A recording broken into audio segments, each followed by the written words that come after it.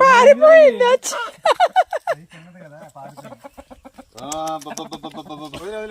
రారా బాబు రారా first time ఆడుతుంది. ఇది చూడండి ఎలా ఉందో. దీన్ని చూస్తేనే నాకు భయం వేస్తుంది. తడిపేశారు, స్నానం చేయించారు వీటికి. అవేంటి చీమకోళ్ళు.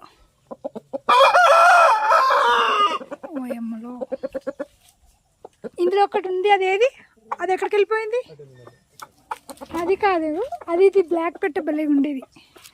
ఇక మా బంటిగాడు ఇక్కడ ఉన్నాడండి, ఫామ్లో వదిలేసాను.